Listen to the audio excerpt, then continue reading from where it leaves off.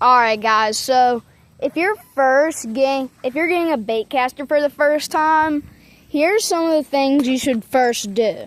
So first, you want to tune it to how you want it to be. Am I tangled? Yeah, I think I'm tangled real quick. Let me just undo this. Alright, so back what I was saying, you can tune it however you want to with this little knob right there. Can y'all see that?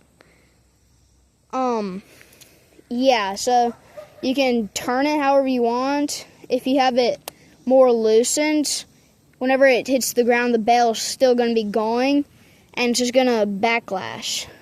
And then, let me just undo this real quick. And whenever you get that and that little knot right there comes, just pull on that little knot, pull it up, grab it, and then just pull up with it, and then just keep pulling it. And then whenever you go reel in, kind of have your thumb on that line while you reel it in, so you don't get any coiling anywhere. And then if you go that way some, it'll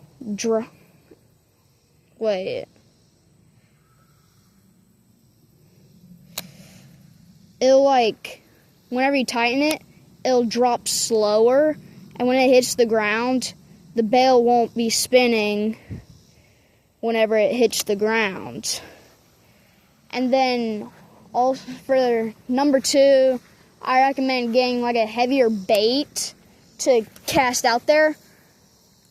And also, third thing now, I'll show you it whenever I go to cast out there. So, let me just reel this in real quick.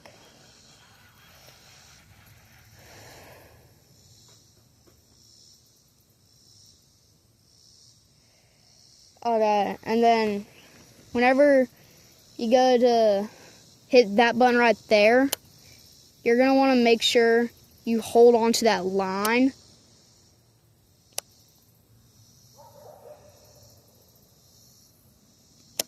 And yeah, hold that line. And then let go, whenever you're right there, which will make it cast over there. And whenever you cast out there, you're going to want to... Here, let me reel this back in. So, you're then going to want to, have a little bit of finger on there. Right before it touches the water, put your finger on the spool, aka on top of your line, to make it stop before it hits the water, because if you don't make it stop before it hits the water, it's going to just all ravel up on your spool, and you're going to bird's nest it. And depending how tight or how loose that knob right there is if you tighten it more, it'll be not as bad as a backlash or bird's nest, whatever you want to call it. But if you have it more loosened, it's going to be worse than what it is. So I recommend, if you're beginning, tighten it some more. Tighten it.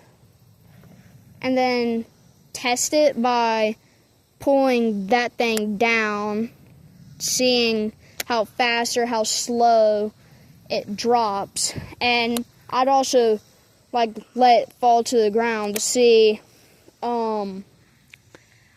if the spool keeps going before it, or whenever it hits the ground, the spool doesn't keep going.